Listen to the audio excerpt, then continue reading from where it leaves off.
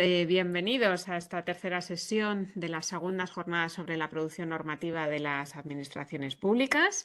Quería darles la bienvenida en nombre de Lefebvre, de todos mis compañeros del área de formación, y sobre todo quería agradecer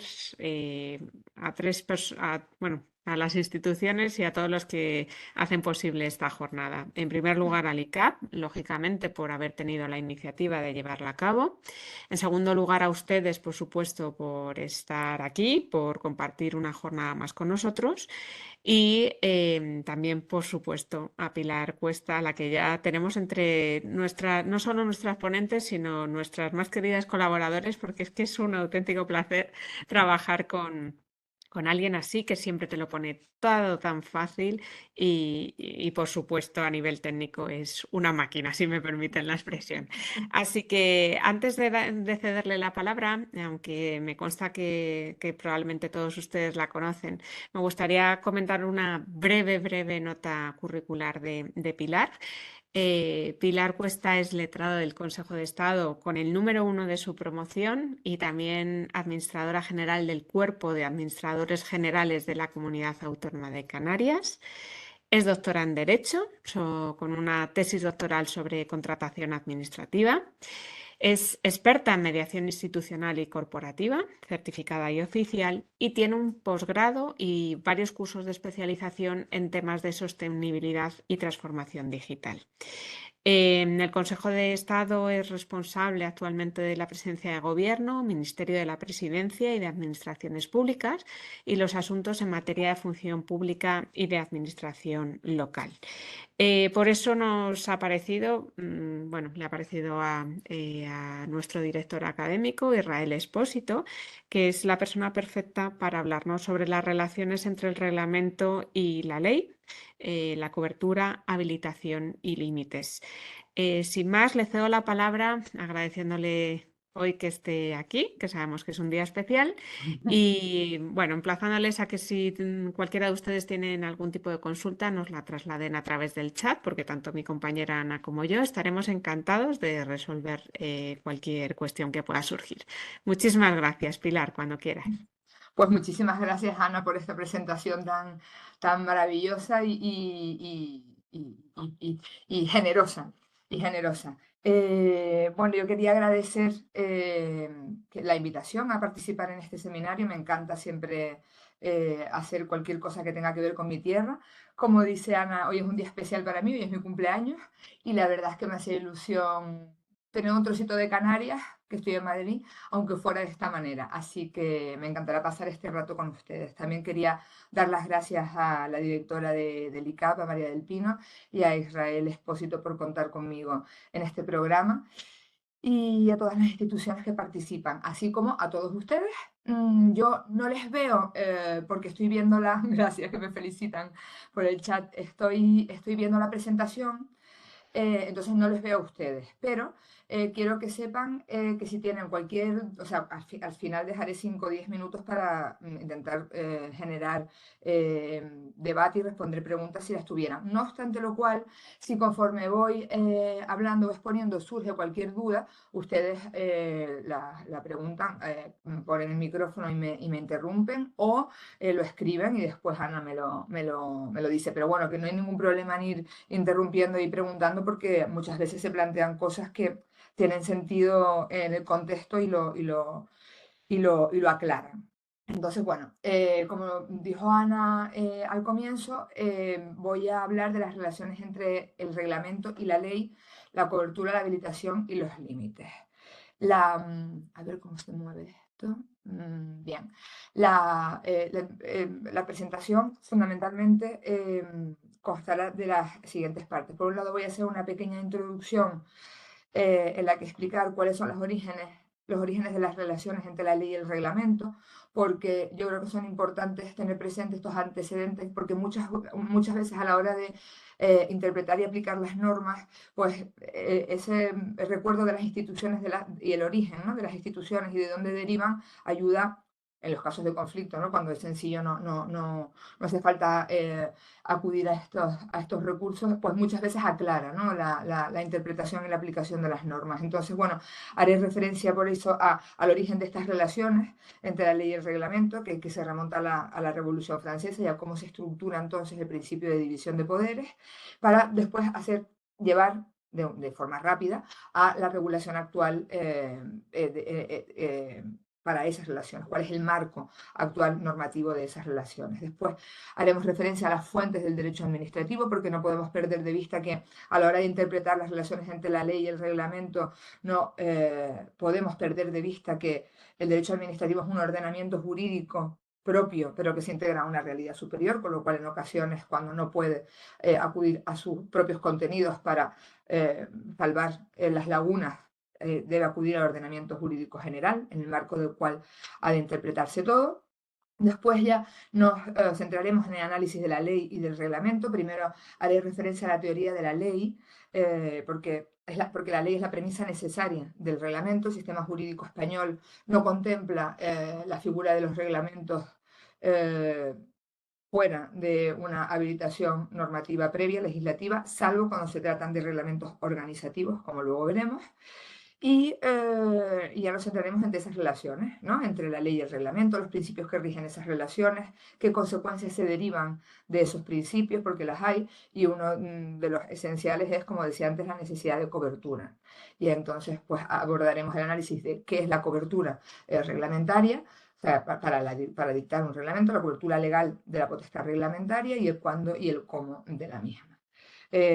Analizar también esta habilitación legal y cuáles son los requisitos del reglamento, porque son dos temas que aunque teóricamente parezcan sencillos, resulta que son los que en la práctica más problemas dan. Por ejemplo, mi papel en el Consejo de Estado, o sea, el Consejo de Estado como órgano consultivo del gobierno, al igual que ocurre en Canarias con el Consejo Consultivo, nosotros informamos con carácter preceptivo todos los reglamentos, todas las disposiciones administrativas de carácter general que se dicten en cumplimiento, ejecución o desarrollo de las leyes, es decir, todos los reglamentos ejecutivos, todos aquellos que no tienen carácter organizativo, como luego veremos, y con independencia de si su rango es el de Real Decreto o el de orden ministerial, ¿no? Entonces, ¿qué ocurre? Que como decía antes, al final, la mayor parte de los problemas que se plantean en relación con los reglamentos son de habilitación legal y de cumplimiento de una serie de requisitos mínimos que disciplinan esta potestad reglamentaria del Estado o de la comunidad autónoma. Y por último, haremos referencia a estos límites de la potestad reglamentaria, que se derivan muchos de ellos de los requisitos que hemos dicho y de los principios que inspiran la potestad reglamentaria. Y por último, una referencia sucinta al control de legalidad derivado del incumplimiento de estos requisitos. Pues bien, a ver, aquí. Pues bien, como les decía, para poder entender las relaciones entre la ley y el reglamento, es preciso tener presente por lo menos el origen conceptual de ambas figuras normativas y el perfil de cada una de ellas, ¿no? Porque responden a una conformación histórica y tienen un sentido propio cada una de ellas. Como ustedes saben, eh, el Estado moderno surge después de la Revolución Francesa, en 1789, aunque lo cierto es que la Revolución Americana es anterior aún y consagra los mismos postulados que la Revolución Francesa, es decir, los principios del justnaturalismo racionalista que se va construyendo en Europa, ¿no? En los siglos XVII y XVIII y que se plasma en la Revolución Americana primero, en la Declaración de Independencia de 1787 y en la Revolución Francesa y en la Declaración de Derechos del Hombre y del Ciudadano Francesa de 16 de agosto de 1789. El artículo 16 de esta Declaración de Derechos del Hombre y del Ciudadano Francesa decía que cualquier Estado en el que no existe el principio de división de poderes y no se reconocen los derechos del hombre, no existe constitución. Es decir, el Estado liberal que surge después del Estado absoluto es un Estado que tiene como sustento básico la protección de los derechos del hombre y el principio de división de poderes. Ahora bien, como saben, el Estado absoluto nucleaba en la figura del monarca todos los poderes. El principio de división de poderes, formulado por Montesquieu, obligaba al establecimiento de un principio de división en tres poderes, ¿no? En la que el poder limite al poder, porque el poder, cuando no conoce freno, pues se, se convierte en un poder absoluto, ¿no?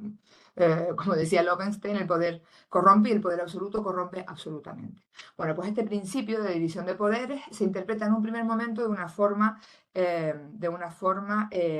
estricta y rígida. ¿Por qué? Porque el naturalismo racionalista hizo que cada función se correspondiera con uno de los poderes del Estado, ¿no? Entonces, el poder legislativo, la función legislativa en el poder legislativo, la función judicial en el poder judicial y la función estrictamente ejecutiva en el poder ejecutivo.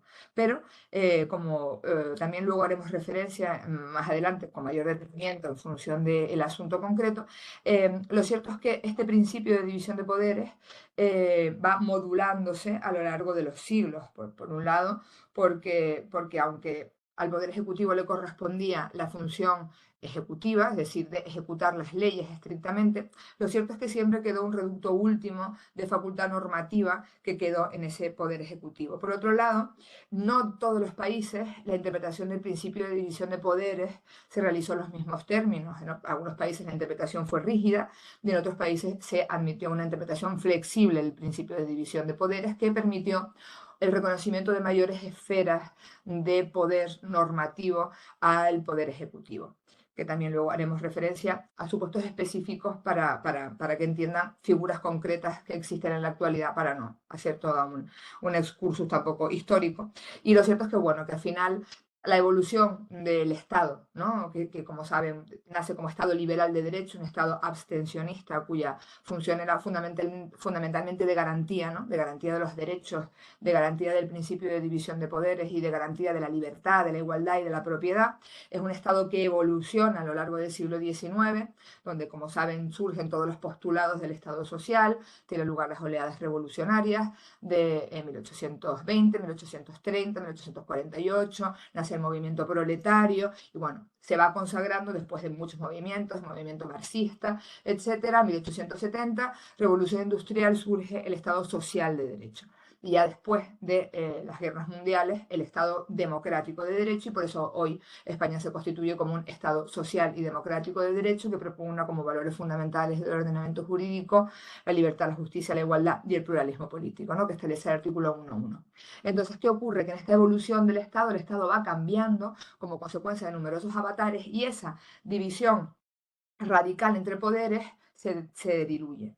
Y del monopolio del poder legislativo, monopolio de la función normativa y de la producción normativa, de la iniciativa y de la producción, se va perdiendo en favor de cierta potestad normativa a favor del poder ejecutivo, que como ahora veremos, se consagra sin duda en la figura de la potestad reglamentaria, pero también permite el reconocimiento de determinadas figuras de producción normativa de carácter legislativo, como es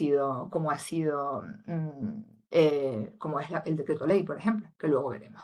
Bueno, como consecuencia de esta evolución, como decía antes, llegamos a la Constitución de 1978 y esta dedica los títulos tercero y cuarto el título tercero a la regulación de las Cortes Generales, Poder Legislativo, el título cuarto a la regulación del Poder Ejecutivo, el gobierno, y que inicia con el artículo 97. Muchas de las cosas que hablo del Poder Ejecutivo del Estado, existe un paralelismo con el Poder Ejecutivo autonómico, porque como saben, el título octavo de la Constitución consagró la organización territorial del Estado y reconoció a las comunidades autónomas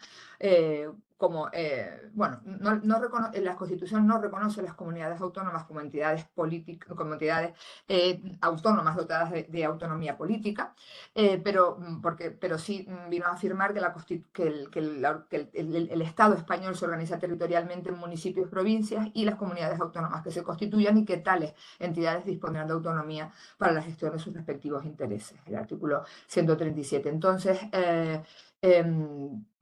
las comunidades autónomas se han constituido, tienen una autonomía política y una estructura institucional paralela a la del Estado.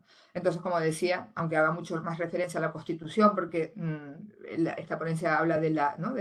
Las jornadas son sobre producción normativa de las administraciones públicas, existe un paralelismo prácticamente idéntico entre ejecutivo estatal y ejecutivo autonómico. Entonces, como decía, el artículo 97 de la Constitución, que es el que preside el título cuarto, señala que el Estado, o sea, que el gobierno dirige la política interior y exterior, la administración civil y militar y la defensa del Estado. Ejerce la función ejecutiva y la potestad reglamentaria de acuerdo con la Constitución y con las leyes. Este es el marco de la potestad normativa del Estado y de la potestad reglamentaria, concretamente. Bien, pues como les decía antes, uno de los elementos esenciales a tener presente a la hora de analizar las relaciones entre la ley y el reglamento es necesariamente conocer las fuentes del derecho administrativo y la configuración del ordenamiento jurídico administrativo como un ordenamiento global, es decir, el derecho administrativo, el ordenamiento jurídico es una realidad integrada en otra realidad superior, ¿no? Que es el ordenamiento jurídico español. Pero es cierto que el ordenamiento jurídico administrativo tiene una serie de peculiaridades. Por ejemplo, como ustedes saben, en el derecho civil, la regla general ante un vicio, ante el vicio de un negocio jurídico, por ejemplo, o de un acto, la regla general es la de la nulidad. Pues bien, en el caso del ordenamiento jurídico administrativo, en caso de un vicio jurídico en un acto administrativo o en una disposición administrativa, en un reglamento, la regla general es la anulabilidad. Como saben, la nulidad tiene un carácter excepcional en el ámbito del derecho administrativo y además es objeto de una interpretación estricta y tal. Entonces, como les decía, pues en efecto hay principios distintos, ¿no? En uno y otro, pero el ordenamiento jurídico administrativo, aunque tiene sus propias peculiaridades, unos principios propios, ¿no? Como por ejemplo, pues la prohibición de la administración de volver sobre sus propios actos, ¿no? La vinculación con el precedente, la necesidad de motivar todas las declaraciones de la administración o todas sus actuaciones que se apartan del precedente administrativo o bien que afectan a derechos y libertades de los ciudadanos. Uno de los principios esenciales del derecho administrativo, que es el principio de eficacia de las actuaciones administrativas y el principio de ejecutividad de los actos administrativos. Como saben, los actos administrativos se presumen válidos y eficaces por sí mismos, ¿no? como declara el artículo 39.1 de la ley 39/2015, es lo que se viene llamando como la autotutela declarativa. Y además, todos los actos administrativos son, en principio y per se, ejecutables por la propia administración, como establece el artículo 38 de la ley 39/2015, que es lo que se denomina como autotutela ejecutiva, es decir, la administración pública tiene una posición privilegiada en el marco del ordenamiento jurídico, como consecuencia de estos principios de autotutela, no necesita acudir a jueces y tribunales para hacer ejecutivas todos aquellos derechos o facultades que les corresponden, aunque por supuesto están sometidas a control jurisdiccional, pero como saben en vía administrativa tienen una posición de prerrogativa. Entonces, como decía, el ordenamiento jurídico administrativo tiene, ¿no? unas reglas propias y especiales sin perjuicio de que la administración y el derecho administrativo se integran en una realidad superior. Consecuencia de ello es que ante una laguna del derecho administrativo, este en principio se autointegra con su propio sistema, sus propios principios o bien leyes especiales, como ocurre pues, en materia de contratos y tal, si no se acude al derecho administrativo general, las leyes 39 y 40, o bien ya finalmente al derecho civil supletorio y por tanto acudiendo a la heterointegración. Pues bien, como decíamos antes, el ordenamiento jurídico administrativo está integrado en un sistema jurídico global y sus fuentes son, al igual que en todos los demás sectores del ordenamiento jurídico, la ley, los principios generales del derecho y la costumbre. Pero en el caso del derecho administrativo, la peculiaridad radica en que debajo de la ley se encuentra la figura del reglamento. Es una figura propia del derecho administrativo y la peculiaridad es que es una norma verdaderamente es una norma, es decir, tiene carácter normativo, pero su carácter normativo está supeditado a la ley. Es una figura que no existe en otros ámbitos del ordenamiento jurídico. Además de la ley y el reglamento, a las que ahora analizaremos con más detenimiento, existen una serie de principios generales del derecho en materia de ordenamiento jurídico administrativo, en materia de fuentes, como son, como ustedes saben, de acuerdo con el artículo 103 de la Constitución y 3 de la Ley 39/2015, pues el principio de eficiencia, jerarquía, descentralización, desconcentración y coordinación, así como sometimiento pleno a la ley y al derecho.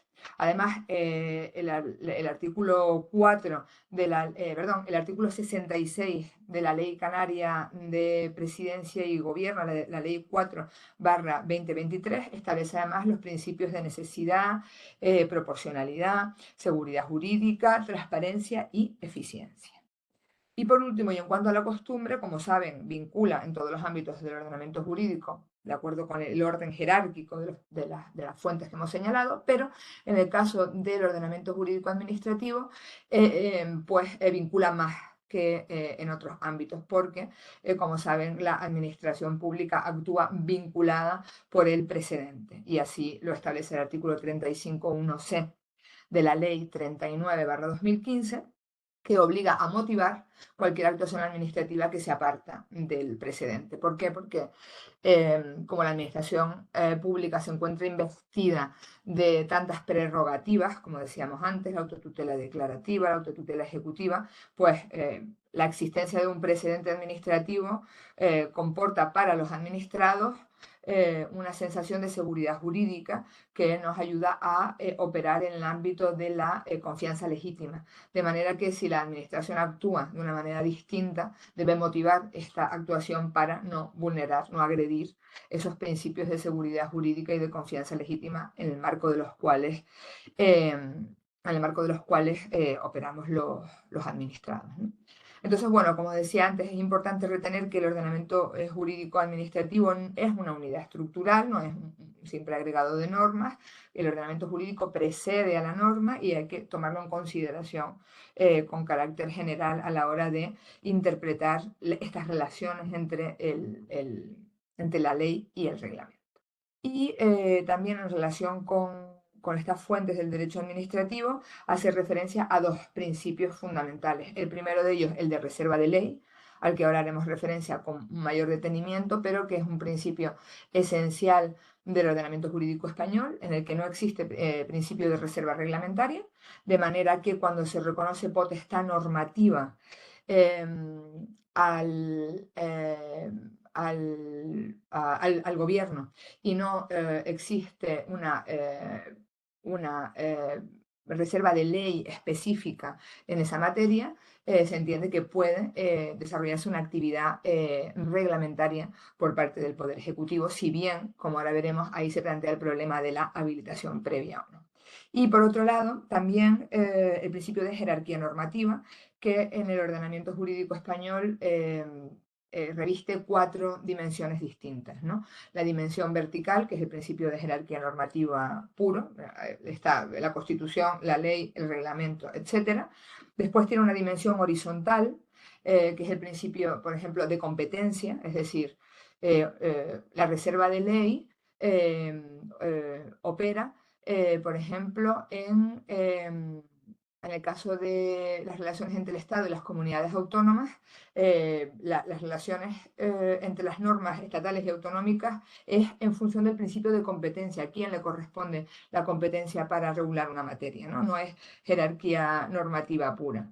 Y por otro lado, de dimensión temporal, una norma posterior a la anterior, y el principio o la dimensión de procedimiento, es decir, por ejemplo, las relaciones entre ley orgánica y ley ordinaria tampoco es una relación de jerarquía normativa, es una relación de profundidad. Es decir, o de competencia para el dictado de una norma o de reserva de un procedimiento específico, pero no hay jerarquía normativa entre ley orgánica y ley ordinaria, como no hay jerarquía normativa entre ley del Estado y ley de la comunidad autónoma. ¿Vale? Bien, pues pasamos ahora a analizar la teoría de la ley. Como les decía antes, mm, eh, la teoría de la ley surge de la Revolución Francesa, en el marco de la cual se reserva al Poder Legislativo el monopolio de la función legislativa. ¿Por qué? Porque como consecuencia de esos postulados del justnaturalismo racionalista se hizo encajar cada función en uno de los tres poderes del Estado, ¿no? Que fue como se configuró originariamente el principio de división de poderes. ¿Qué ocurrió? Pues que en la evolución estos contornos se fueron desdibujando, ¿no? Por un lado, ¿por qué? Porque la ley ya no es un mandato general para todos los ciudadanos. La teoría de la ley que se desarrolla a lo largo del siglo XVIII y se consagra a finales del siglo XVIII entendía la ley como una norma que mandataba un contenido específico para todos los ciudadanos, ¿no? Aunque en aquel momento el concepto de ciudadano estaba restringido a las personas que, por ejemplo, al principio pues que podían votar, etcétera, ¿no? Pero lo importante es que el concepto de ley era el de una norma que tenía carácter total, carácter general. Y esa configuración de la ley ha claudicado porque, como saben, por un lado hay muchas leyes especiales en materias específicas, o sea, no es general en cuanto a su objeto, y por otro lado también es verdad que hay muchas normas que ya no son generales en cuanto a los sujetos, porque destinatarios, porque al existir una potestad normativa, hacer España un Estado territorialmente descentralizado en entidades territoriales dotadas de autonomía política, eh, eh, eh, ahí están sí, planteando preguntas, pero no me da tiempo de leerlas. Bueno, ahora me las dirá Ana. Como les decía, al existir, al configurarse el Estado español como un Estado territorialmente descentralizado en entidades con autonomía política, esta autonomía política comporta el derecho a el autogobierno y por tanto el reconocimiento, entre otras muchas cosas, de potestad legislativa. Y por tanto hay normas dictadas por las comunidades autónomas que tienen un ámbito territorial circunscrito a ese ámbito, a ese espacio, que se aplican solo ahí, de manera que, como decía antes, la ley ya no es una norma de carácter general, ni en cuanto a su objeto, porque en ocasiones hay leyes especiales, ni en cuanto a sus sujetos, porque no todas las normas son del Estado, sino también de las comunidades autónomas. Y por otro lado, también el poder legislativo ha perdido el monopolio de la función legislativa. ¿Por qué? Pues por un lado, porque como saben, ha perdido el monopolio de la iniciativa legislativa, que originariamente correspondía solo al Poder Legislativo y que ahora se reconoce, por un lado, al Poder Ejecutivo a través de la figura de las proposiciones de ley. Como saben, a nivel estatal el gobierno puede aprobar una proposición de ley y presentarla a las Cortes Generales como un anteproyecto. Y por otro lado, se ha reconocido también la figura de la iniciativa legislativa popular, es decir, la iniciativa legislativa a los ciudadanos. Y por tanto, no existe ya, como decía, este monopolio de la iniciativa legislativa en el Poder Legislativo. A nivel autonómico, la iniciativa legislativa popular se regula también en la Ley 1086. Y por otro lado, a nivel de producción normativa, también el Poder Legislativo ha perdido el monopolio. ¿Por qué? Porque ya no es solamente el Parlamento, el Congreso, o sea, las Cortes Generales a nivel estatal o el Parlamento de Canarias a nivel autonómico quien puede dictar normas con rango de ley.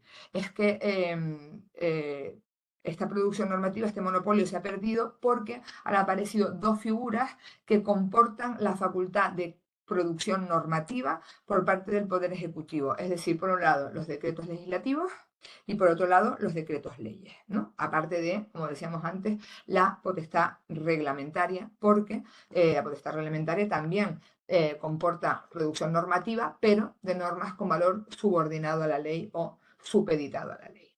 Pues bien, eh, al hablar de la ley como parámetro de las relaciones con el reglamento, la ley en el ordenamiento jurídico español es un concepto muy amplio, en el sentido de que dentro de la categoría de ley hay que encardinar no solo las leyes ordinarias, son las habituales como sabemos, sino también las leyes orgánicas, los decretos legislativos, porque los decretos legislativos, o sea, la legislación delegada, son normas con rango de ley, los decretos leyes, que también ahora, como veremos, una vez convalidados, son normas con rango de ley exactamente idénticos a las leyes ordinarias, las leyes autonómicas, que son prácticamente idénticas a las leyes estatales, con la peculiaridad de que deben de someterse no solo a la Constitución, sino también al propio Estatuto de Autonomía, además de algunas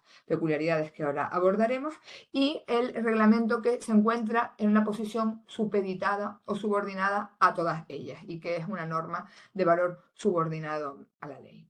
Bien, las leyes orgánicas son un tipo de norma que solo se puede aprobar a nivel estatal, porque la competencia para la aprobación de las leyes orgánicas corresponde en exclusiva al Congreso de los Diputados.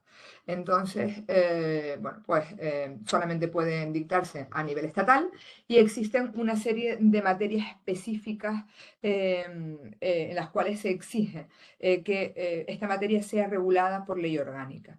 Es una figura de contornos y de perfiles muy recientes. Se reguló por primera vez la Constitución francesa de 1958, la Constitución española del 78 se inspira en ella, y como hemos dicho, se regula en el artículo 81 de la Constitución. Exige mayoría absoluta del Congreso de los Diputados, es uno de los aspectos formales que sustantivan esta figura, y materialmente se sustantiva en la medida en la que solo cabe respecto de determinadas materias.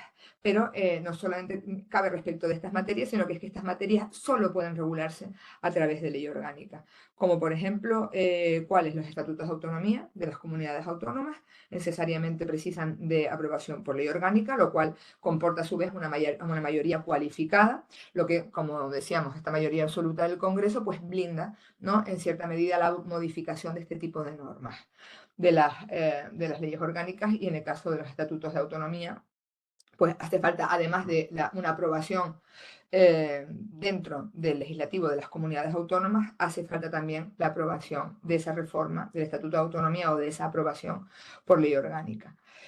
Por otro lado, los estatutos de las instituciones del Estado, ¿no? El Estatuto Orgánico del Ministerio Fiscal se aprueba por ley orgánica, la figura del Defensor del Pueblo, el Consejo de Estado, todas estas instituciones del Estado se tienen que regular por ley orgánica. Después, otra de las peculiaridades que sustantivan la figura de las leyes orgánicas radica en la existencia de una serie de prohibiciones laterales. Es decir, las materias reservadas a ley orgánica no pueden ser objeto de delegación legislativa de ninguna manera, y así lo establecen los artículos 82 a 85 de la Constitución, y no pueden ser objeto tampoco de decreto ley, de acuerdo con el artículo 86. Y tampoco cabe la iniciativa legislativa popular respecto de estas materias reservadas a ley orgánica.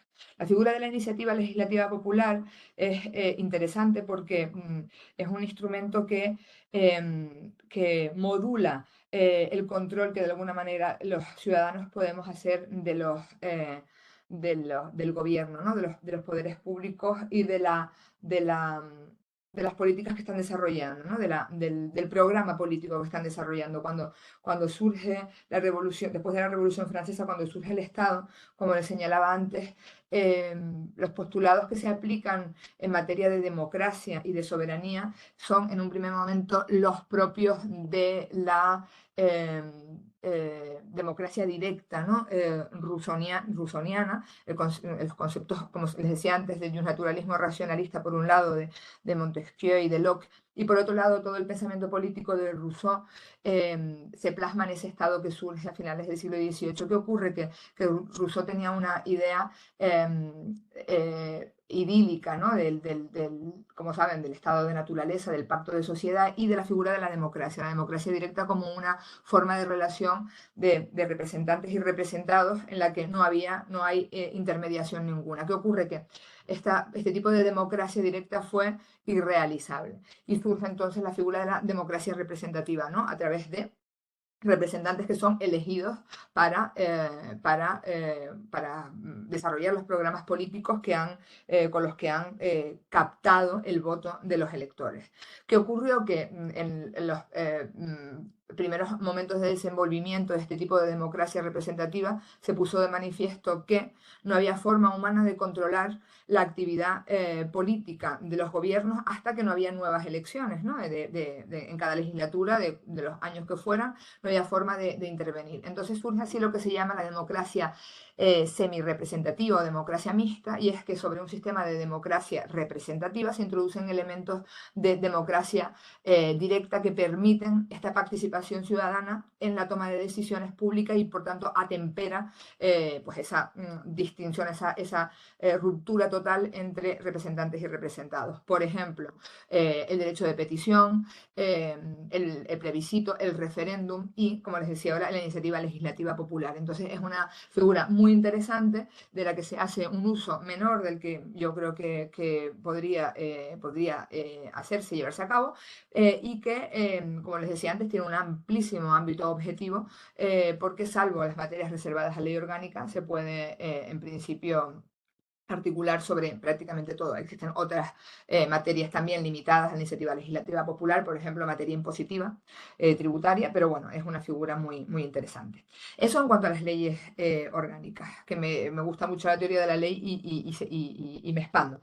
Entonces, las leyes ordinarias son todas aquellas materias para las que la ley exige, para las que la Constitución exige una regulación por una norma con rango de ley y no prevé específicamente que lo sea por vía de ley orgánica. Por ejemplo, el artículo 53 de la Constitución, que prevé que todos los derechos y libertades deben desarrollarse por normas con rango de ley. Es decir, como saben, los derechos fundamentales y libertades públicas, que son los que están en la sección primera del capítulo segundo del título primero de la Constitución, es decir, artículos 15 a 29, que son derechos fundamentales y libertades públicas, tienen que desarrollarse por ley orgánica, pero todos los demás son objeto de desarrollo por ley ordinaria. Su regulación se encuentra en la Constitución, artículos 97 y siguientes, y en la Ley del Gobierno 50/1997 y por supuesto en los reglamentos de las cámaras, reglamento del Congreso y del Senado, y en el caso de Canarias en la iniciativa legislativa del Gobierno, como hablábamos antes, se encuentra en el artículo 71 de la Ley 4/2023, a la que antes hicimos referencia. La figura de los decretos legislativos. Como dijimos antes, los decretos legislativos son una modalidad o un ejemplo de la pérdida del monopolio del poder legislativo respecto de la producción normativa y es una modalidad de legislación delegada. En características, bueno, pues se trata de una autorización por parte del Poder Legislativo al Poder Ejecutivo para dictar normas con rango de ley, no con un carácter reglamentario, con rango de ley. Tiene carácter excepcional, supone el ejercicio en nombre propio por el Poder Ejecutivo de una competencia ajena, que es legislativa. Se tiene que hacer en virtud de una habilitación expresa del titular de esta potestad, es decir, del Poder Legislativo, y esta delegación expresa se articula bien a través de una ley de bases cuando lo que se quiere hacer es un texto articulado, o bien a través de una ley ordinaria cuando lo que se pretende es la refundición de varios textos entre sí. Cada vez más habitual. Como decía, tiene que ser expresa, tiene que ser para materia concreta y se tiene que establecer cuál es el plazo de ejercicio de esa facultad legislativa que el Poder Legislativo atribuye al Poder Ejecutivo. La legislación delegada, la figura del decreto legislativo se regula en la Constitución en los artículos 82 a 85 y el artículo 82 establece que puede tener lugar sobre materias, o sea, sobre cualquier materias que no estén reservadas a ley orgánica.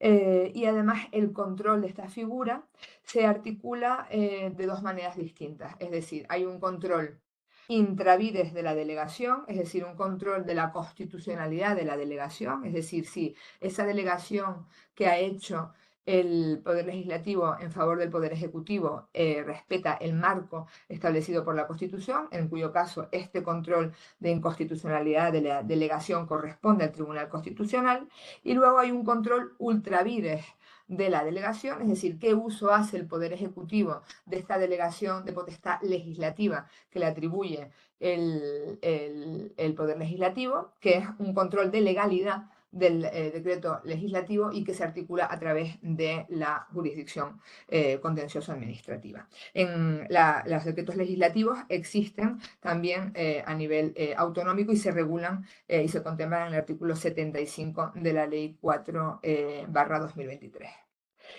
Y por otro lado, la figura de los decretos leyes es una figura absolutamente extraordinaria.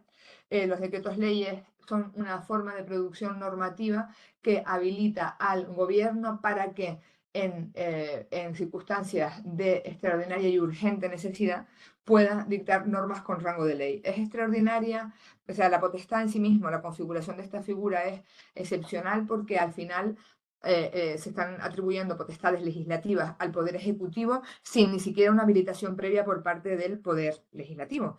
Entonces, es cierto que tiene un carácter provisional hasta la convalidación, por tanto tiene carácter provisional y claudicante, pero también es cierto que una vez que opera su convalidación en el Congreso de los Diputados o en la Asamblea Legislativa Autonómica, se convierte en una norma con rango de ley, ¿no? Entonces, además de este carácter singular y excepcional, los supuestos fácticos son tasados, efectivamente, pero y hay muchas materias en las que está prohibida, instituciones del Estado, estatutos de autonomía, derechos fundamentales y libertades públicas, materias tributarias, pero no deja de ser cierto que supone una ruptura del poder parlamentario, ¿no? La figura del decreto ley es una figura excepcional y es un concepto testigo de la incapacidad de un gran número de regímenes políticos de mantener los presupuestos ideológicos originales del Estado de Derecho, ¿no? Del principio de división de poderes, como hablábamos antes. Entonces, bueno, pues esta incapacidad de preservar el monopolio de la función legislativa en el Poder Legislativo, pues dio lugar como dijimos en un primer momento, a que se fueran reconociendo distintas esferas de capacidad normativa al Poder Ejecutivo, fundamentalmente a través de la potestad reglamentaria. ¿Qué ocurrió? Que esta situación anómala se encuentra con una situación con un punto de no retorno, fundamentalmente a principios del siglo XX. ¿Por qué? Porque, por un lado, en algunos países, como consecuencia de la situación de emergencia que derivó de la Primera Guerra Mundial y las consecuencias económicas que hubo después, pues eso obligó muchas veces a los parlamentos a otorgar poderes extraordinarios a los gobiernos. En otros países tuvo lugar la asunción de funciones de poderes legislativos por parte del Poder Ejecutivo como consecuencia de la implantación de regímenes autoritarios, como ustedes saben, en el periodo de entreguerras y antes de la Segunda Guerra Mundial, Alemania e Italia. Y bueno, esta situación se refuerza, ¿no? Después de la Segunda Guerra Mundial y terminado el conflicto, ya la marcha atrás es prácticamente imposible y el constitucionalismo posbélico ya da carta de naturaleza a esta figura del decreto ley. Pero como les decía, es una figura excepcional de la que se está haciendo un uso abusivo en gran medida y que plantea problemas en la medida en la que sustrae del poder legislativo la función que le corresponde, en tanto que representante de la soberanía popular, es decir, porque al final la soberanía popular se articula a través del Congreso y el Senado y a través de las cámaras legislativas. Y por otro lado, porque como luego haremos referencia también, muchas veces la técnica que se está haciendo del decreto ley está alterando el sistema de fuentes y a continuación les explicaré por qué. Antes quiero terminar haciendo referencia en todo esto porque no voy bien de tiempo, señalar que la figura de los decretos leyes se ha introducido en el ordenamiento jurídico autonómico por el nuevo Estatuto de Autonomía. No existía con anterioridad la figura del decreto ley del Poder Ejecutivo y ahora se regula, se disciplina en el artículo 74 de la Ley 4/2023.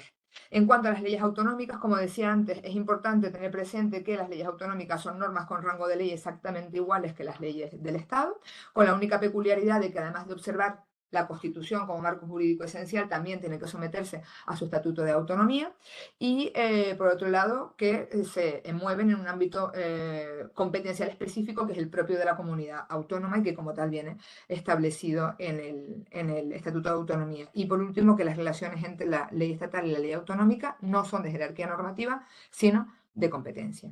Y bien, con todo esto, retener que el reglamento, la posición del reglamento respecto de todas estas leyes es siempre de subordinación. Es una norma secundaria supeditada a la ley. Entonces, el reglamento, como hemos repetido ya varias veces, es una disposición administrativa jurídica de carácter general, tiene carácter normativo. El origen lo hemos analizado bastante ya con anterioridad, es decir, surge en el marco constitucional del principio de división de poderes como consecuencia del defectuoso deslinde competencial y el reconocimiento de un residuo en manos del Poder Ejecutivo y de toda la evolución posterior que culmina con la situación que se consolida, como dijimos antes, después de la Segunda Guerra Mundial, no solo poder reglamentario en el Poder Ejecutivo, sino también normativo, legislativo en los aspectos antes señalados. Concepto que los reglamentos son disposiciones jurídicas de valor siempre subordinado a la ley, siempre. Y sus relaciones con la ley siempre lo son de carácter secundario, complementario, subalterno e inferior a la ley. Los reglamentos no pueden nunca contravenir la ley de ninguna manera y la contravención de una norma con rango de ley comporta la incursión en un vicio de nulidad de pleno derecho. Están sujetos al principio de jerarquía normativa que establece además el artículo 9.3 de la Constitución con carácter general y como saben la Constitución española tiene carácter normativo vinculante para todos los ciudadanos y para todos los poderes públicos, como ha repetido la jurisprudencia del Tribunal Constitucional. Eh, eh, eh, es una norma que está subordinada, como decía la ley, y además supeditada al control jurisdiccional. Como saben, el artículo 106.1 de la Constitución establece que jueces y tribunales controlan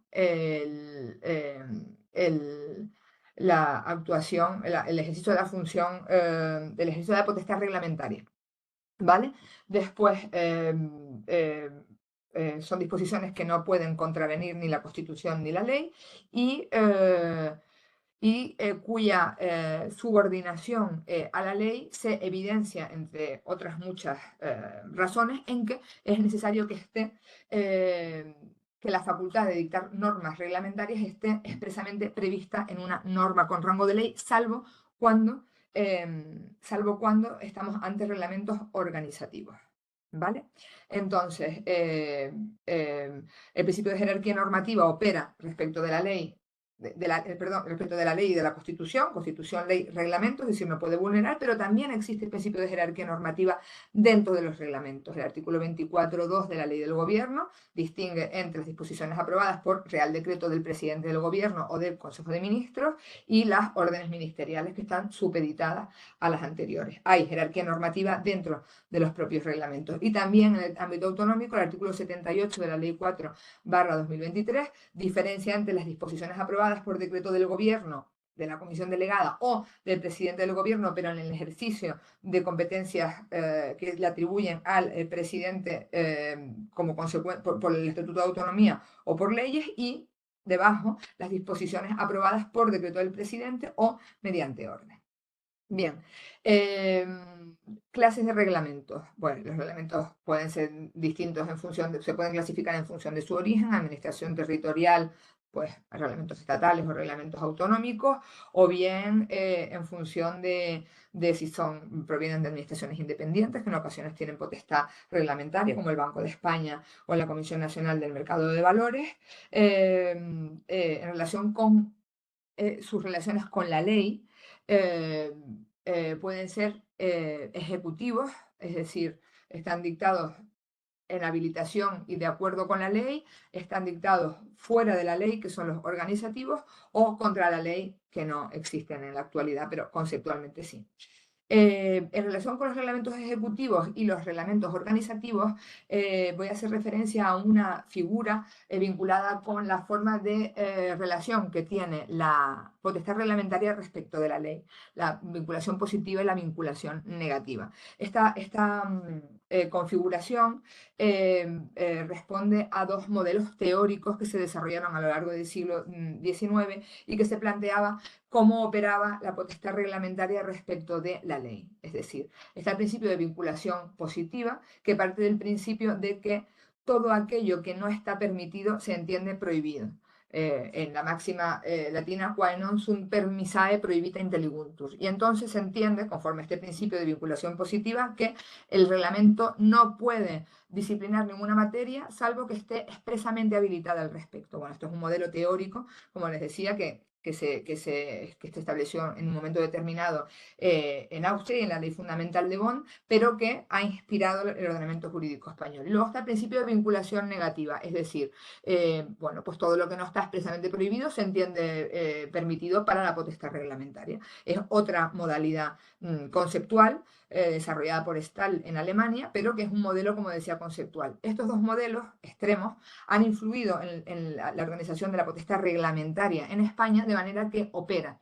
El principio de vinculación positiva se materializa en el principio o en el requisito de la habilitación previa, la habilitación legal previa, que opera con carácter general respecto de cualquier actuación en materia reglamentaria por parte del Ejecutivo estatal o autonómico, salvo cuando estemos en relación con las potestades de autoorganización administrativa. En ese ámbito de la autoorganización administrativa, de la regulación de aspectos internos de la administración, en esos casos opera el principio de vinculación negativa, es decir, salvo que haya una prohibición expresa, la administración sí puede disciplinar esa materia en materia de autoorganización, ¿no? En el ámbito de la autoorganización. Entonces, como decía, fuera de esta potestad de autoorganización, la administración precisa, para poder desarrollar esta potestad reglamentaria, de una habilitación legislativa previa, ¿vale? Esta habilitación legislativa, además, debe ser específica y para materia concreta, o sea, debe de especificar a quién se atribuye la potestad. Si no se atribuye a nadie en concreto, se entiende que corresponde al gobierno estatal o autonómico,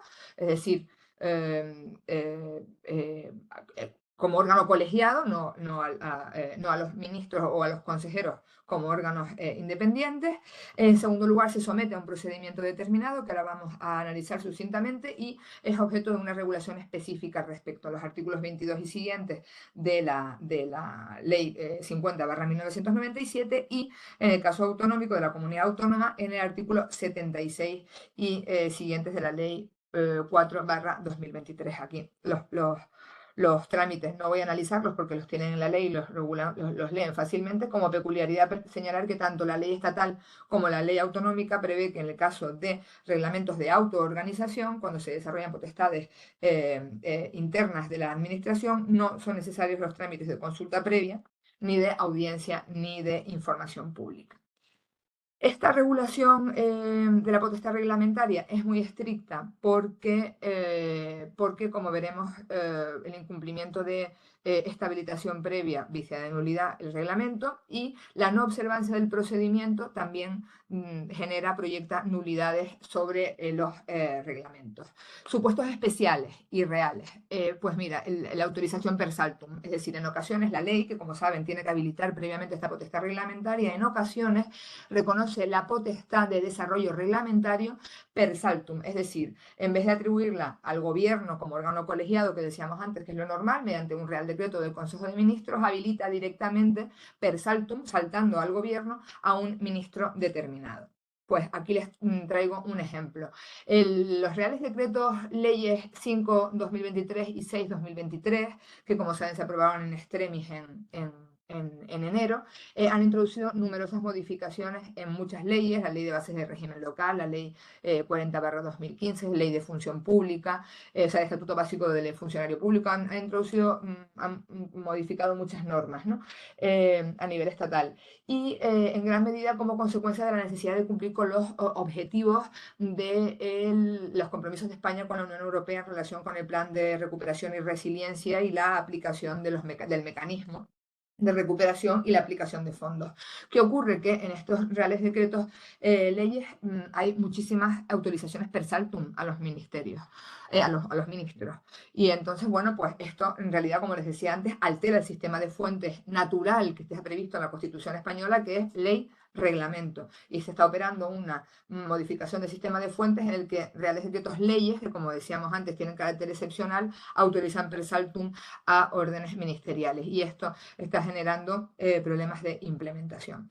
Otro supuesto especial y real, pues que en ocasiones, como consecuencia de esta proliferación de los decretos leyes, está ocurriendo que en ocasiones, mientras se tramita el decreto ley o incluso antes, se está tramitando un proyecto de disposición reglamentaria y cuando la disposición reglamentaria se va a aprobar, todavía no se ha aprobado la norma legal que le sirve de sustento y de habilitación legal previa, de manera que no se puede aprobar el reglamento hasta que no tiene esta habilitación legislativa previa. Pero con todo esto quiero evidenciar cómo la dinámica del día a día perturba los principios y los parámetros que habíamos señalado.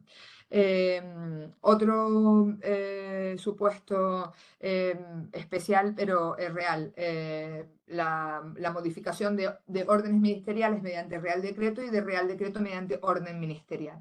Como saben, en muchas ocasiones, sobre todo en relación con la transposición de derecho comunitario, se tienen que incluir en los reales decretos muchos anexos que luego son objeto de actualización a través de directivas comunitarias y para no tener que tramitar todo el procedimiento reglamentario con aprobación de Real Decreto del Consejo de Ministros, lo que se hace es habilitar a los ministerios para modificar esos anexos a través de orden ministerial. Y en ocasiones se ven esos órdenes ministeriales que modifican reales decretos precisamente por esta circunstancia. Y ahora que me queda nada de tiempo, quiero hacer referencia a los requisitos del reglamento. Es muy importante la observancia de estos requisitos de competencia, de procedimiento, de jerarquía. En relación con el principio de procedimiento, en muchas ocasiones, con el recurso a los temas de urgencia, declarada o no en relación con la tramitación de asuntos, la dinámica en la que estamos metidos, en la que hay que cumplir muchos objetivos en ocasiones en materia de derecho comunitario porque nos persiguen y nos sancionan y tal, pues en ocasiones no se observa con puridad el procedimiento administrativo y por eso he querido citar aquí la sentencia del Tribunal Supremo de 31 de enero de 2024, o sea, antes de ayer, que ha generado muchísimo impacto porque ha anulado el reglamento de la ley de costas por no haber cumplido con el trámite de consulta pública, aun cuando sí se cumplió después con el trámite de audiencia e información pública, que, bueno, que en ocasiones se considera que convalida, ¿no?, el de consulta pública previa y más en una norma que se ha tramitado con cierta urgencia. Bueno, pues el Tribunal Supremo ha declarado una nulidad, con lo cual lo que quería señalarles es que esta observancia de los requisitos legales y procedimentales es esencial en el ejercicio de la potestad reglamentaria porque el orden jurisdiccional contencioso administrativo es estricto con todo esto. Y bueno, como dijimos antes, la posición de la Administración frente a la justicia es de prerrogativa como consecuencia del principio de autotutela, pero está sometida a la ley y al derecho y a la observancia del ordenamiento jurídico y de los fines que la justifican, como establecen los artículos 103 y 106.1 de la Constitución. El control de legalidad de la actuación administrativa se articula a través de la jurisdicción contencioso administrativa y en cuanto a los reglamentos, cabe tanto en la interposición de recursos directos, artículo 46 de la Ley de la Jurisdicción Contenciosa, como los recursos indirectos o per saltum, mediante la impugnación de los actos de aplicación, y también se puede articular control de constitucionalidad de los reglamentos a través del Tribunal Constitucional, porque el artículo 31 permite que el recurso de inconstitucionalidad se interponga contra leyes, disposiciones normativas y actos con fuerza de ley. Este concepto de disposición normativa engloba el reglamento. No voy a desarrollar más esto porque hay una ponencia específica en materia de control de legalidad de la potestad reglamentaria, así que por lo menos dejo 2 minutos para que me cuente Ana las dudas que hayan podido surgir. Perfecto, sí, porque además te plantean una pregunta que puede ser abrir un gran melón. Sí. Así que sí, sí, sí. Te traslado, te cuento. María del Carmen Santana nos ha dicho, traslado una duda en relación a la cantidad de decretos leyes, tanto estatales como de las comunidades autónomas, que entran a formar parte del ordenamiento jurídico en España. En ocasiones, estos decretos leyes no cumplen con la urgente necesidad que los avala. Así que planteo la pregunta. ¿El Consejo de Estado tiene libertad para limpiar el ordenamiento jurídico en este sentido? ¿Sus informes se respetan? ¿Y qué se podría hacer? Pues mira, te contesto, estoy de acuerdo en que es una forma de producción normativa inconveniente, porque está distorsionando el sistema de fuentes, y porque además sustrae del adecuado control de la actividad normativa la intervención de muchos órganos específicos, ¿no? Que hay muchos órganos especializados en materia de protección de datos, protección de consumidores y usuarios, ¿no? El consejo de una cosa, el consejo de la otra, agencias públicas que cuando intervienen fiscalizan esta producción normativa, incluso de las Cortes Generales, y la figura de los decretos leyes sustrae de todos esos controles, y eso para nosotros como ciudadanos es perjudicial. La extraordinaria y urgente necesidad se ha convertido en una relativa urgencia relativamente extraordinaria, porque todo se ha convertido en muy relativo. ¿Qué forma de fiscalización tenemos nosotros al Consejo de Estado? No nos llegan los decretos leyes, porque claro, como el dictado lo es como consecuencia del concurso de una causa justificada de extraordinaria y urgente necesidad, pues esa urgencia es la que determina que no se observe ningún trámite, que no se cumpla ningún control, ningún requisito de los ordinarios y que directamente se aprueba la norma por Consejo de Ministros y que el control que opera es a posteriori por el Congreso de los Diputados mediante la convalidación entera, además. Entonces, no se cumplen. Y nosotros solo podemos informar esta extraordinaria y urgente necesidad cuando eh, el dictamen del Consejo de Estado es preceptivo cuando el gobierno de la nación quiere interponer recursos de inconstitucionalidad o conflictos de competencia contra las comunidades autónomas. De manera que nosotros no conocemos de la legalidad de los decretos leyes de las comunidades del Estado, porque solo impugnan las comunidades autónomas ante el Tribunal Constitucional. Nosotros sí conocemos de la impugnación por el Estado de las normas autonómicas, porque nuestro informe es preceptivo y previo a la formalización de la demanda en el Tribunal Constitucional. En esas ocasiones, cuando se trata de decretos leyes autonómicos, nosotros sí podemos pronunciarnos con libertad en relación con la existencia o no, el concurso o no del requisito de extraordinaria y urgente necesidad. ¿Qué ocurre? Que cuando se impugnan normas autonómicas por temas de a través de un recurso de inconstitucionalidad, para que tenga lugar la inconstitucionalidad, lo que tenemos que valorar es si existe o no una inconstitucionalidad de la norma autonómica, bien porque confronta con la Constitución, bien porque confronta con una ley estatal de carácter básico o una competencia exclusiva, pero no valoramos la extraordinaria y urgente necesidad como una razón de inconstitucionalidad. Entonces lo apuntamos, pero no lo valoramos en ese sentido. ¿Y se respeta lo que decimos? Pues a veces. Y ahí lo deja con una sonrisa como lo deja todo ella. A Pues veces.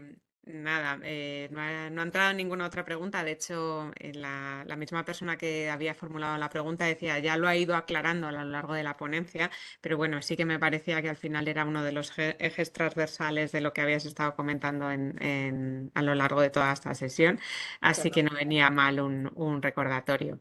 Mira, Sí. creo que en la última página que me dio tiempo de ponerla, aparte de muchas gracias, he puesto mi dirección de correo para que si alguien quiere escribirme, necesita algo, tiene alguna duda, lo que sea, pues ahí me tiene localizada.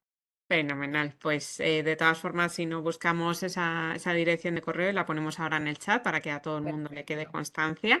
Y no obstante, nos están preguntando por las diapositivas, por las PPTs y demás, Sí, comentarles como en las jornadas anteriores nosotros las grabamos, se lo proporcionamos todo al ICAP, pero después es el ICAP el que contacta con ustedes para proporcionárselas, ¿vale? perfecto. Sin más, darte mil millones de gracias, Pilar, sobre todo en este día tan especial, que lo hayas compartido y empezado con nosotros, Encantada. que ha sido un auténtico placer, como siempre. Y Gracias. nada, desearte un grandísimo día. Nosotros continuamos con la jornada. Muchas gracias. Muchísimas gracias. Un placer y muy buen día para todos. Fenomenal.